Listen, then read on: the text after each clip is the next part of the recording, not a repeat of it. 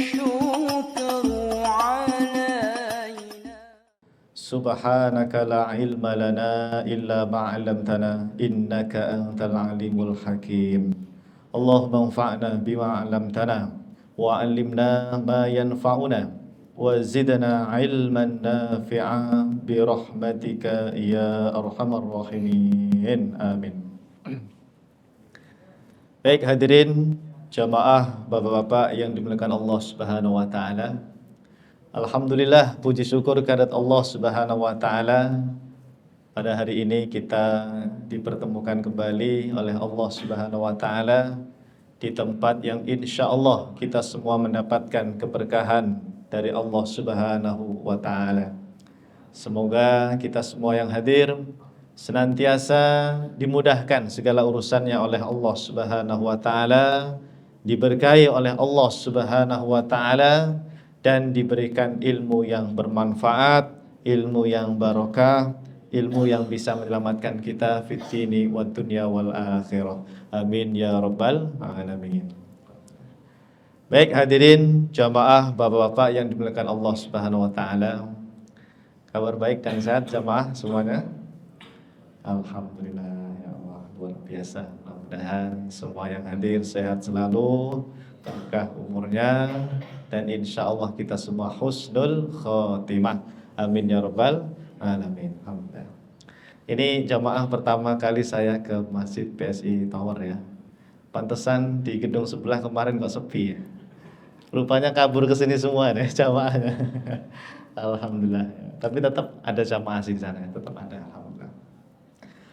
Hari ini kita langsung saja jamaah, kita akan bahas tentang muhasabah akhir tahun ya, karena sebentar lagi kita akan meninggalkan tahun 2025 insyaallah. Sebetulnya muhasabah itu tidak harus menunggu akhir tahun Pak ya. Muhasabah itu ya setiap hari ya harus muhasabah. Apa sih Pak muhasabah itu? Muhasabah itu kan dari kata hasaba yuhasibu muhasabatan, yang secara tekstual bermakna menghisap ya. Atau kalau bahasa zaman sekarang introspeksi diri ya. Evaluasi diri. Bagaimana caranya kita menjadi pribadi muslim yang lebih baik lagi setiap harinya. Ini namanya muhasabah. Nah, terkait muhasabah ini jamaah yang dimuliakan Allah Subhanahu wa taala, ada fatwa dari para ulama kita ya. Ini saya nukil dari kitab namanya Al-Mawsu'ah Al-Fiqhiyah Al-Kuwaitiyah. Di situ disebutkan yambaghi lil muslimi an yuhasiba nafsahu ala kulli saghiratin wa kabiratin. Hendaknya setiap muslim ya, kita ini ya, melakukan muhasabah terhadap dirinya atas setiap perbuatan dosa kecil dan juga dosa besar. Jadi setiap hari itu kita harus muhasabah jemaah. Tadi saya melakukan kesalahan apa? Tadi pagi atau tadi malam atau kemarin ya. Itu diingat-ingat jemaah. Kita harus sering-sering bertaubat kepada Allah Subhanahu wa taala. Dengan cara memperbanyak istighfar kepada Allah Subhanahu wa taala. Sehari semalam berapa kali jemaah kita istighfar? Ya? Habis sholat minimal 3 kali lah ya. Kalau sholat 5 waktu berarti 5 kali 3 15. Rasulullah Pak Sallallahu Alaihi Wasallam, beliau tuh sehari semalam Pak istighfarnya itu 70 bahkan sampai 100 dalam beberapa riwayat. Nabi Pak, beliau Pak 100 kali istighfarnya. Kita ini bukan Nabi coba ya. Istighfarnya sedikit ya Allah. Harusnya lebih banyak lagi ya. Semoga kita yang hadir ini dimudahkan oleh Allah untuk senantiasa bertaubat kepada Allah ya, istighfar kepada Allah Subhanahu wa taala agar Allah ampuni dosa-dosa kita semuanya. Amin. Nah, kemudian dikatakan siapapun yang melakukan muhasabah terhadap dirinya sebelum nanti dihisab pada hari kiamat, maka hisabnya akan menjadi ringan Pak insyaallah di yaumil kiamah. Kenapa? Karena kita di sini sudah melakukan istighfar, banyak minta ampun kepada Allah Subhanahu wa taala. Nanti itu Pak ya Allah ya, di padang mahsyar ketika kita dihisab. Tahu padang mahsyar jemaah? Apa itu padang mahsyar? Belum pernah ke sana juga ya Pak ya? Ya belum. Padang mahsyar itu kata para ulama adalah al-ardul mubaddalah, bumi yang baru setelah hancurnya alam semesta. Jadi padang mahsyar, tempat berkumpulnya seluruh makhluk ya, manusia dan jin, termasuk malaikat nanti jamaah, itu adalah bumi yang baru. Bumi yang diciptakan kembali oleh Allah Subhanahu wa taala. Disitulah nanti kita dihisab jamaah. Nah, hisab itu kata para ulama, di sini saya bacakan ya, kitab dari Sulamut Taufik, bahwa hisab itu adalah ardu a'malil ibad alaihim wa ilamuhum biha. Jadi yang dimaksud dengan hisab itu nanti adalah ditampakkannya seluruh amal-amal seorang hamba. Bahkan tidak hanya ditampakkan ya, akan ditanya coba. Wasu'alu anhum, akan ditanya tentang amal soleh kita ketika di dunia. Kalau kita di dunia banyak istighfarnya coba, banyak apa tadi? Muhasabah ya. Bertaubat kepada Allah Subhanahu wa taala, maka mudah-mudahan nanti di akhirat kita dimudahkan hisabnya oleh Allah Subhanahu wa taala. Oleh sebab itu di dalam surah Al-Hasyr ya, di situ disebutkan a'udzubillahi minasyaitonirrajim. Bismillahirrahmanirrahim. Ya ayyuhalladzina amanu taqullaha wal tanzur nafsum ma qaddamat lighad. Wahai orang-orang yang beriman, bertakwalah kepada Allah Subhanahu wa taala, dan hendaklah setiap orang memperhatikan apa yang telah ia perbuat untuk hari esok. Ini ada perintah di awal ayat itu, Pak, di awal ayatnya itu ittaqullah ya. Bertakwa kepada Allah Subhanahu wa taala. Nah, takwa itu jamaah mudahnya ya kalau kata guru saya, antum mengamalkan ilmu tauhid, ilmu fikih dan ilmu akhlak. Itu namanya takwa itu jamaah. Sekaligus menjauhi segala apa yang dilarang oleh Allah Subhanahu wa taala. Jadi paling mudah Pak, jalur takwa yang mudah bagi orang awam seperti kita, kalau antum menguasai 3 ilmu syar'i. Apa ya 3 ilmu tadi? Ilmu tauhid, kemudian ilmu fikih dan ilmu akhlak. Itu adalah jalan pintas untuk menjadi orang bertakwa, Pak. Dengan syarat diamalkan ya. Dengan syarat apa? Diamalkan. Jadi insya Allah mudah Pak menjadi orang yang bertakwa itu. Anda kuasai dulu 3 ilmu syar'i tadi. Baik itu ilmu tauhid, ilmu fikih dan ilmu akhlak. Mudah-mudahan di masjid ini ya, masjid kita ini nanti lengkap Pak pelajaran 3 ilmu tadi itu ya. Baik itu ilmu tauhid, ilmu fikih dan ilmu akhlak. Karena memang 3-nya itu hukum fardu ain coba. Ketiga ilmu itu hukumnya apa? Fardu ain. Ya, semoga Allah mudahkan kita untuk mempelajari ilmu tersebut ya. Kemudian satu lagi, ada perkataan dari sahabat Umar bin Khattab radhiyallahu an yang sangat masyhur. Insya Allah ini semuanya hafal Pak. Ada yang hafal Pak kalimatnya? Hasibu anfusakum qabla an tuhasabu. Hafal ya? Sering dengar kan kalimat ini? Coba semuanya ikuti. Hasibu anfusakum qabla an tuhasabu. Ya, ini masyhur dari Sayyidina Umar bin Al-Khattab radhiyallahu an. Kata beliau, hisablah dirimu terlebih dahulu. Maksudnya itu ketika di dunia, Pak, ya. Kita disuruh oleh Umar untuk menghisab diri kita, ya tadi dengan cara bertaubat kepada Allah Subhanahu wa taala, memperbaiki amal soleh dan seterusnya. Qabla an tuhasabu, sebelum nanti kalian dihisab oleh Allah Subhanahu wa taala. Kita berharap nanti jamaah di akhirat itu termasuk orang-orang yang beruntung. Sebagaimana dalam surah Al-Kahfi ya. Saya kalau setiap Jumat Pak ya, kita pasti semuanya membaca surah Al-Kahfi Pak.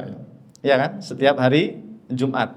Itu kalau di ayat 107 dan 108 ini Pak, ya Allah. Kadang-kadang kita berharap ya, semoga Allah nanti memberikan anugerah terbesar kepada kita, yaitu masuk surga Firdaus. Surganya para nabi dan rasul jamaah. Dan nabi kita sallallahu alaihi wasallam dalam hadis riwayat Imam Al-Bukhari itu menganjurkan kepada kita, idza sa'altumullaha fas'alu al-firdaus. Apa artinya? Jika kalian berdoa kepada Allah Subhanahu wa taala, maka mintalah surga al-firdaus.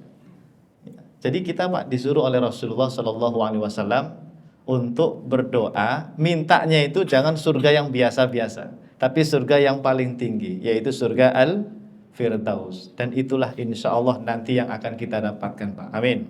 Kenapa? Karena di ayat ini, di surah Al-Kahfi ayat 107 dan 108, Allah Subhanahu wa taala berfirman, kita baca bersama-sama ya, biar tidak ngantuk ya. Saya baca nanti jamaah mengikuti setelahnya ya.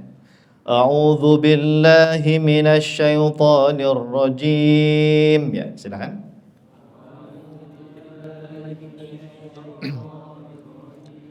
Bismillahirrahmanirrahim.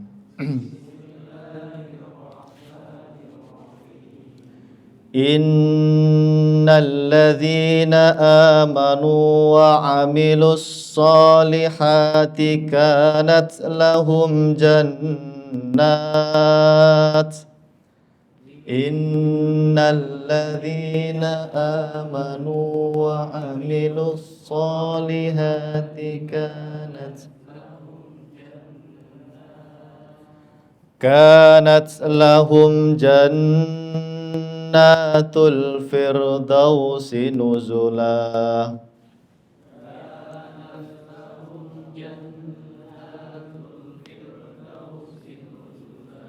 Khalidina fiha la yabghuna anha hiwala.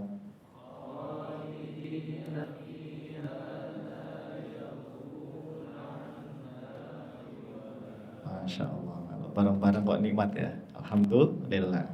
Innalladzina amanu, sesungguhnya orang-orang yang beriman. Kita semua termasuk Pak ya, orang-orang yang beriman, percaya kepada Allah, beriman kepada Allah dan beriman kepada Nabi Muhammad sallallahu alaihi wasallam. Wa amilus solihat, dan yang beramal soleh. Kita beramal soleh atau tidak jemaah?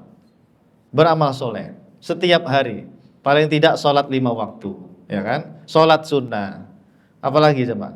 Amal soleh antum sehari-hari apa? Sholat 5 waktu, sholat sunnah. Apalagi Pak? Bekerja, Masya Allah, betul. Bekerja Pak, mencari nafkah dari pagi sampai sore ya.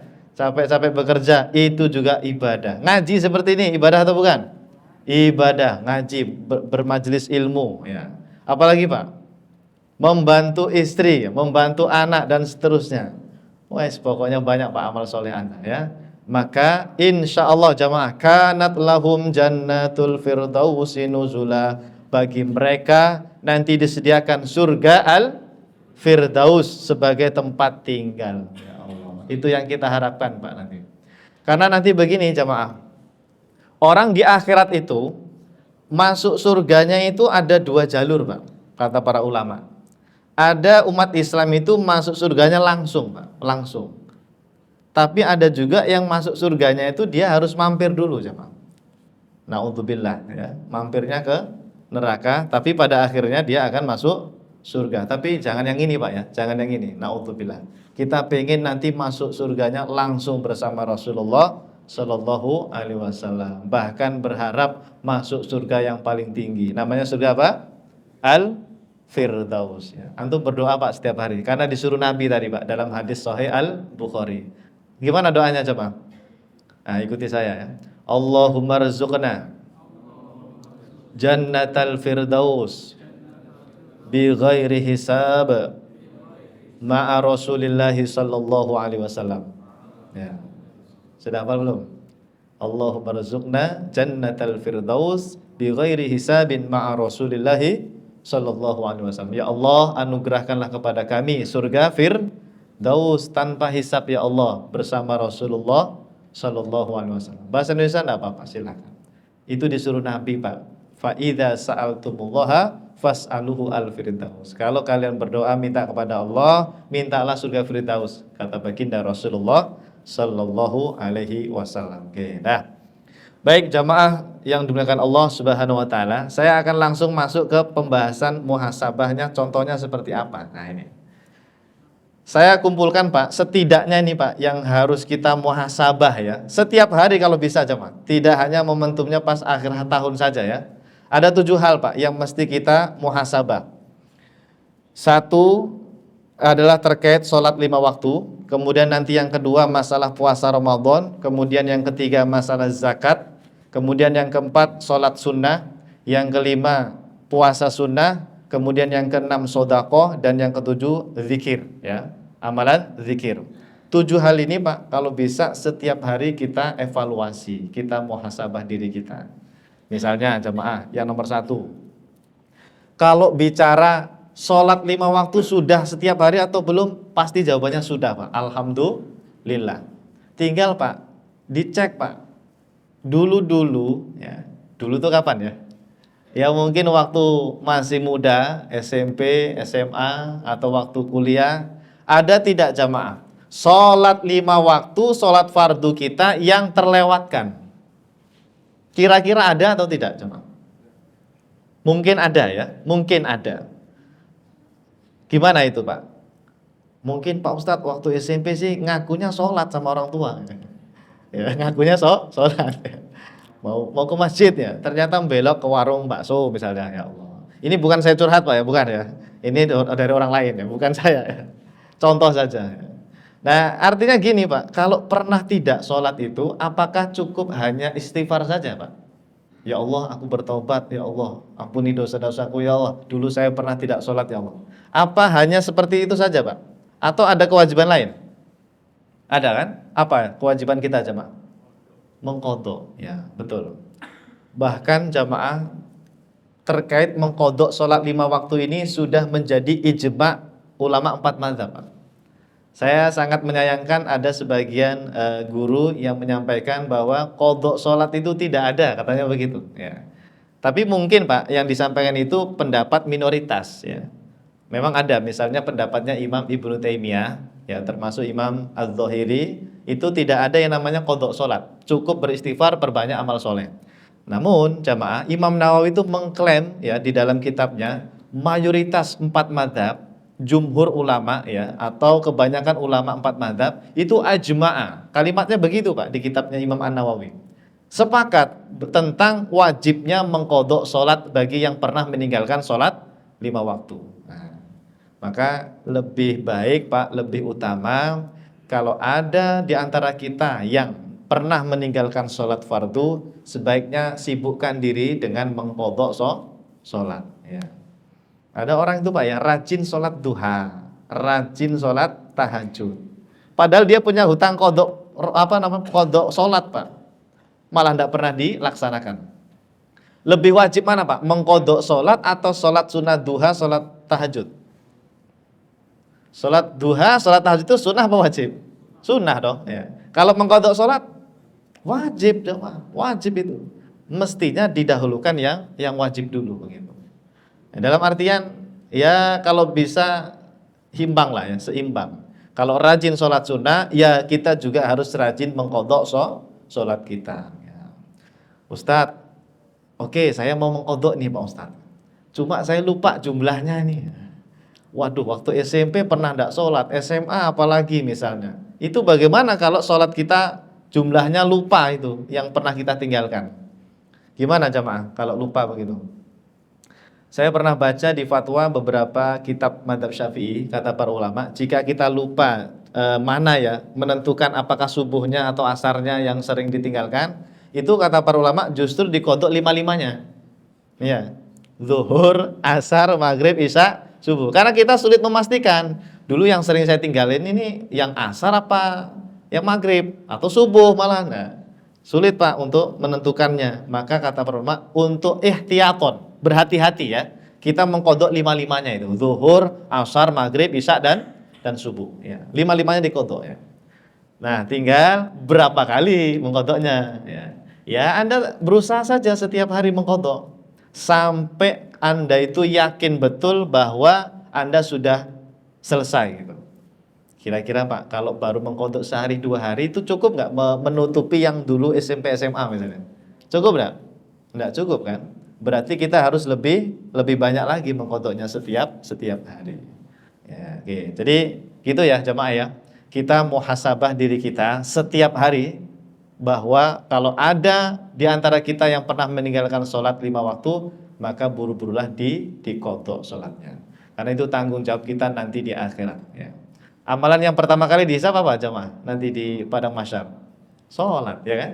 Iya, kata Nabi kalau sholatnya bagus, insya Allah semua dianggap bagus. Tapi kalau ada sholat yang bermasalah, naudzubillah, semua amal solehnya nanti jadi bermasalah. Oke, nah itu yang pertama. Yang kedua, nah sama terkait puasa Ramadan juga begitu. Ya, ini kalau ini qadha Ramadan ini biasanya kebanyakan ibu-ibu. Ya. Kalau bapak-bapak nggak tahu ada nggak qadha Ramadan kita ini Pak? Ya mungkin pernah sakit mungkin ya, atau tadi pura-pura puasa ya waktu masih remajanya ngakunya puasa padahal belum tidak puasa padahal. Nah itu juga harus dikodok ya, harus dikodok. Oke.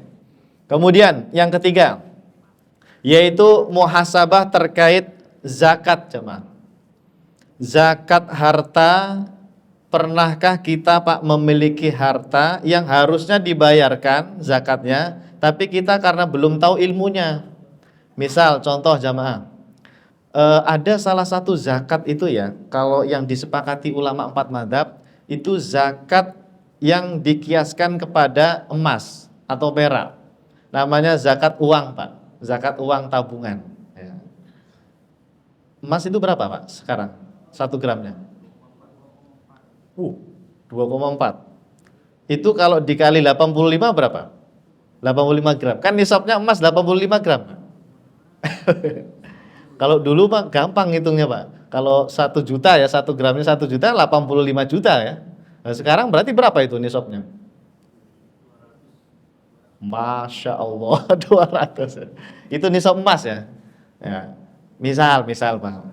Dulu waktu kita harga emas itu masih 1 juta misalnya, masih 1 juta. Berarti kan dulu nisabnya 85 juta. Anda punya tabungan Pak, tiap tahun tuh uang Anda selalu di atas 100 juta misalnya. Ya saya doakan nih yang hadir nih tabungannya minimal 1 M, amin. Ya, pokoknya doa dulu Pak ya. Mudah-mudahan nanti dapat harta dari mana ya? Dapat warisan kali ya, amin ya. Ya. Misalnya uang Anda 100 juta Pak tiap tahun begitu terus tabungan Anda itu. Anda dulu tidak tahu bahwa itu sudah di atas nisab Pak. Yang tadi nisabnya 85 juta, pakai harga emas yang zaman dulu ya. Kalau pakai emas harga sekarang beda kan nisabnya. Artinya jamaah, kalau dulu pernah tidak membayar zakat, itu tetap qadha itu Pak. Sama kasusnya dengan sholat 5 waktu, sama seperti puasa Ramadan. Jadi ada juga qadha bayar zakat. Ada itu. Ya. Maka harus diingat-ingat jamaah. Kalau memang punya harta, uang ya, khususnya uang ya, yang dulu belum pernah dizakati ya sebaiknya dizakati. Berarti kan kita harus belajar fikih zakat nih Pak nanti Pak. Ada berapa jamaah? Zakat itu ada berapa?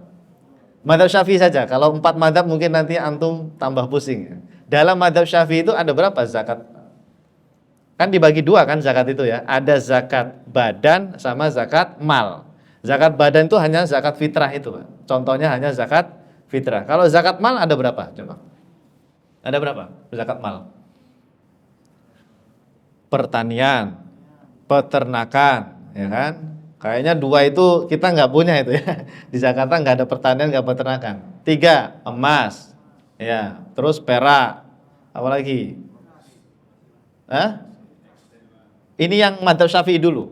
Kalau penghasilan itu tidak termasuk Pak.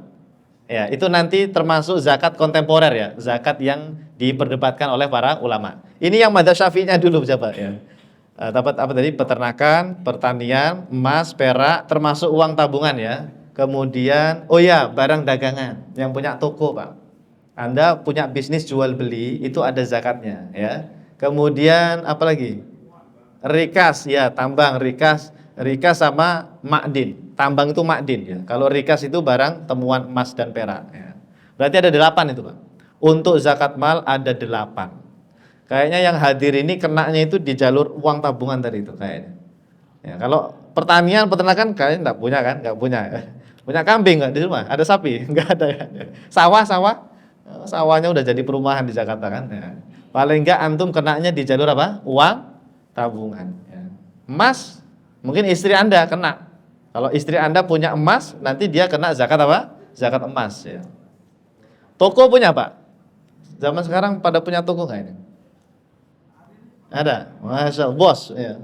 Bos apa ini? Pak Ustadz saya punya toko jengkol, jual beli jengkol. Ya kalau mencapai nisab ada zakatnya. Pak. Intinya ada nisabnya itu ya, mencapai nisab ya. Artinya kita harus kuasai dulu nanti fikih zakat. Ini Pak, muhasabah itu seperti itu Pak. Kewajiban-kewajiban harus kita selesaikan dulu. Oke. Nah lanjut Pak. Kemudian sholat sunnah jamaah. Sholat sunnah banyak sekali jamaah. Saya pernah mengumpulkan sholat sunnah itu Pak, kalau dalam fikih mazhab Syafi'i bisa sampai 40 Pak. 40 macam sholat sunnah. Ya. Ini yang kita tampilkan setidaknya ada sholat tahajud, witir, sholat duha, sholat rawatib. Ini 3 hal ini Pak, kalau bisa rutin Pak setiap hari Pak ya. Ya. Selebihnya itu tambahan, seperti sholat tahiyatul masjid atau sholat sunnah wudhu itu tambahan. Kita sebagai muslim yang taat kepada Allah, yang disiplin, setidaknya Pak, 3 hal inilah Pak. Anda rajin tahajud sama witir, kemudian rajin sholat duha dan sholat rawatib. Kalau witir nggak usah banyak-banyak, 3 aja sudah cukup. Ya. Kalau duha berapa jemaah? Minimal tapi sempurna, bukan 2, 4 betul. Untuk duha itu 4 rakaat itu minimal tapi sempurna. Ya. Tapi 2 boleh. Hanya saja milih yang adnal kamal ya, sedikit tapi sempurna 4. Rutinkan Pak setiap hari minimal 4. Ya, jangan hanya 2 rakaat duhanya ya. Oke. Kemudian kalau rawatib qobliyah ba'diyah berapa minimal sehari semalam? 12. Itu madhab apa 12? Kalau Syafi'i berapa Syafi'i? Kalau madhab Syafi'i 10. Ya. 12 itu madhab Hanafi. Ya. Minimal itu ya. Kalau lebih malah lebih utama lagi ya. Sampai berapa itu kalau semuanya dilakukan? 22. Sehari semalam itu Pak bisa 22. Misalnya tadi qobliyah zuhur berapa? Bisa berapa? Bisa 4. Ba'diyah zuhur juga bisa 4. Itu aja udah 8. Nanti asar Pak, qobliyah asar itu boleh 4. Boleh sampai 4. 2 rakaat, 2 rakaat. Jadi 4, 12.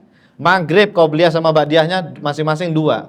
Berapa itu? Sudah 16. Isya juga begitu, qobliyah 2, ba'diyah 2, 20. Qobliyah subuh 2, jadi 22. Pernah Pak? Sehari semalam 22 pernah nggak? Atau? Nah, sekali-kali nanti ya, setiap hari, kalau bisa setiap hari. Biasanya Ramadan, kalau Ramadan rajin ya. Tapi kalau untuk sehari-hari minimal berapa tadi? 10 atau 12. Oke. Insyaallah ini yang hadir nih rajin sholat sunnah semuanya. Amin. Dan nanti Pak, orang yang dekat dengan Rasulullah di surga Pak, menjadi tetangganya Rasulullah itu orang yang paling banyak sujudnya. Di antaranya yang paling banyak sholat sunnah. Insyaallah. Amin. Kemudian puasa sunnah jamaah. Misalnya, sudahkah kita merutinkan puasa Senin Kamis ya, puasa Daud, puasa Ayyamul Bid dan puasa-puasa sunnah yang lain. Setidaknya yang untuk dirutinkan ya ini Pak. Senin Kamis atau Daud atau pas Ayyamul Bid ya. Dah, apalagi sedekah. Nah, ini mah di setiap hari insyaallah sedekah ya. Sedekahnya antum apa, Pak? Senyum. Senyum kepada orang lain sedekah bukan coba? Sedekah ya. Ya tapi jangan hanya senyum doang ya. Sedekah harta ya, kepada anak yatim, fakir miskin, termasuk kepada orang tua coba. Bagi yang orang tuanya masih ada ya, berikan Pak sebagian harta kita. Mungkin tiap bulan ditransfer bapak ibunya di kampung ya. Itu juga termasuk sedekah yang sangat dianjurkan. Kemudian kepada guru-guru kita ya, guru-guru ngaji kita di kampung itu Pak, yang dulu ngajarin kita abata ya kan, guru Iqra kita di mana sekarang? Ya Allah, datangin jamaah ya, kalau memang masih ada. Atau kalau ada bencana sekarang di Sumatera sedang ada bencana, kita sedekah untuk mereka ya. Alhamdulillah. Terakhir, amalan zikir. Ya. Untuk zikir jamaah, setidaknya mari kita rutinkan istighfar, kemudian sholawat kepada Rasulullah SAW, dan juga zikir doa ya untuk orang tua, anak dan cucu kalau punya cucu ya. Istighfar sehari semalam berapa tadi Pak? Kalau bisa, kalau mau mengikuti Rasulullah 70 atau 100 ya. Dalam satu hadis itu disebutkan 100 mi'ata marrah ya. Ada juga hadisnya yang 70 ya. Paling enggak 100 lah Pak setiap hari. Kapan Ustadz? Kalau habis sholat kan 3 kali 5 baru 15. Maka jamaah paling mudah itu dalam perjalanan Pak. Biasanya orang kalau dalam perjalanan itu bengong gitu ya. Naik kendaraan, naik motor atau naik mobil ya. Atau main HP biasanya. Itu Pak, paling mudah itu Anda baca istighfar dalam perjalanan. Lama-lama terbiasa nanti Pak. Iya, istighfar. Bayangkan dari sini pulang ke rumah antum beristighfar. Ya, Insya Allah luar biasa itu ya. Perbanyak istighfar dan sholawat kepada Rasulullah Sallallahu Alaihi Wasallam. Ya. Jadi setidaknya jamaah untuk muhasabah diri kita ya, untuk meningkatkan kualitas diri kita, mari Pak, kita muhasabah 7 hal ini, semoga nanti hisab kita di akhirat ya, nanti ketika kita dihisab oleh Allah Subhanahu wa taala, dimudahkan oleh Allah, diampuni dosa-dosanya oleh Allah Subhanahu wa taala, dan mendapatkan pahala yang sebesar-besarnya insyaallah. Masuk surga Al-Firdaus insyaallah. Amin ya rabbal alamin. Baik, hadirin yang bukan Allah Subhanahu wa taala, saya kira itu saja dulu untuk hari ini ya. Mungkin ada pertanyaan, diskusi, tanya jawab, silahkan kalau ada pertanyaan. Ya. Sampai jam berapa ini? Atau sudah habis waktunya? Sampai jam 1. Ya. Waalaikumsalam warahmatullahi wabarakatuh. Ya. Sholat 5 waktu. Ya.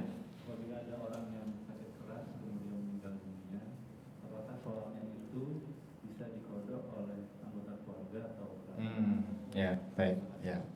Berarti dia tidak sholat pada saat sakit atau gimana nih? Pada saat sakit ya? Harusnya pas sakit itu juga sholat harusnya ya. Tapi kadang-kadang ada beberapa orang itu sakit yang sampai membuat dia kesulitan untuk sholat. Mungkin kasusnya seperti itu ya. Misalnya sudah terjadi Pak, meninggal ya. Lalu bagaimana Ustadz? Hutang sholat bagi almarhum itu boleh tidak dikodokkan oleh keluarganya, biasanya begitu ya. Setahu saya Pak, untuk masalah sholat itu ada fatwa dari Al-Imam As-Subki. Al-Imam As-Subki, ulama besar mazhab Syafi'i, beliau termasuk ulama yang pernah melakukan kodok sholat untuk keluarga beliau. Tapi fatwa ini tidak disetujui oleh mayoritas ulama Syafi'i. Ya, tapi ada Imam As-Subki itu Pak, membolehkan adanya kodok sholat untuk almarhum atau orang yang sudah meninggal dunia. Jadi disamakan seperti puasa. Puasa Ramadan juga begitu Jamaah. Kalau ada orang hutang, punya puasa Ramadan ya, hutang puasa Ramadan, meninggal Pak, belum sempat kodok, dia meninggal dunia. Itu kan ada 2 pilihan. Soma anhu waliyuhu dalam hadis Sahih Muslim itu. Maka keluarganya yang berpuasa untuk dia. Nah, gara-gara hadis itu Imam As-Subki itu mengkiaskan. Puasa aja boleh loh dikodok oleh keluarganya. Nah sholat juga bisa.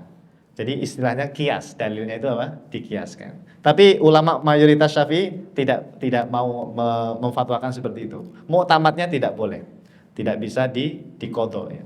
Tapi boleh kita mengikuti fatwa siapa? Imam As-Subki. Wallahu a'lam. Kalau di kampung-kampung malah bukan kodok Pak, fidyah. Ya. Jadi ada yang meninggal nih Pak, tiba-tiba nanti keluarganya itu entah beras berapa ya, 2 karung 3 karung didorong gitu. Ini fidyah almarhum bapak saya katanya ya. Ada kan yang seperti itu ya. Nah ternyata memang ada juga fatwa seperti itu, ada di kalangan para ulama kita ya, adanya fidyah sholat ya. Wallahu a'lam ya. Intinya berusaha saja, mudah-mudahan dengan mengqadha sholat fardu almarhum Allah ampuni dosa-dosanya ya. Amin. Baik, ada lagi? Makanya kita muhasabah ini Pak ya. Jangan sampai kita meninggal ada hutang kodok sholat, ngeri Pak. Ya, iya kalau anak kita tahu kan ya, istri kita tahu. Kalau nggak tahu semua, kita membayarnya gimana di akhirat gitu, ya kan? Maka penting ini Pak, muhasabah diri setiap hari terkait kodok sholat. Baik, ada lagi? Ya silakan. Ya. Ya.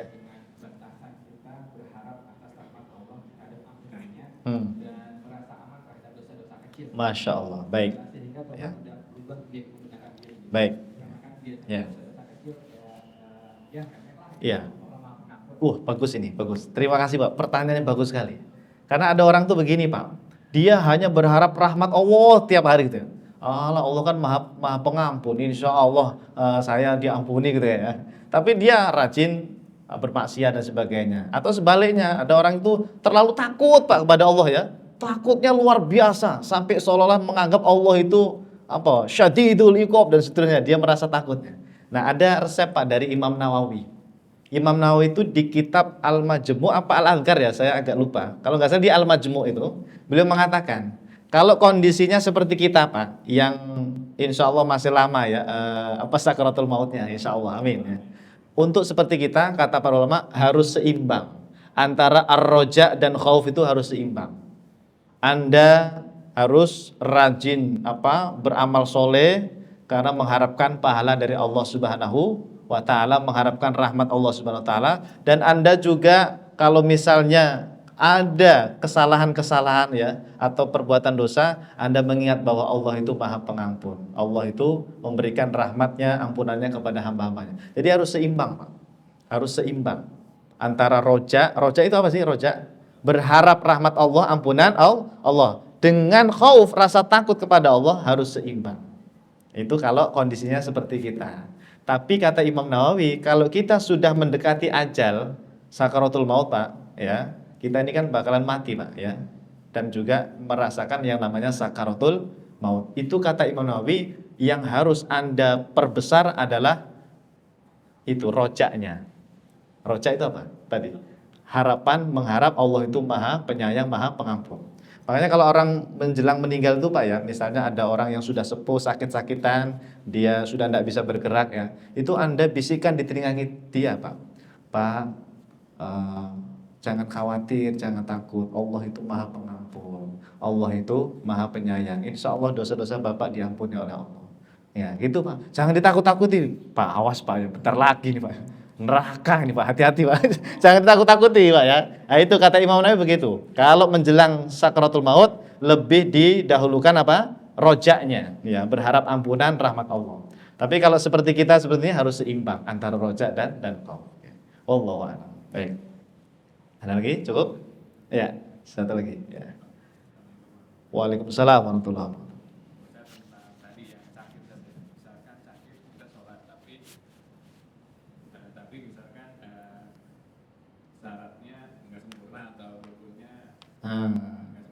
Oke. Nah itu nanti ketika udah sehat itu ada dikodok atau tidak? Oke, baik. Kedua misalkan dua itu yang dikerjain, misalkan banyak ya, yang rukunnya aja gitu, misalkan dari sholat itu maksudnya itu. Sunah-sunahnya enggak? Misalkan baca Fatihah. Iya, oke, baik. Satu lagi mungkin. 3 dong. Ya, sekali. Terus? Mungkin yang waktunya kadang-kadang sibuk, misalkan harus mengirim salawat atau istighfar tuh yang mana yang harus dia dahulukan? Oke, baik, masya Allah.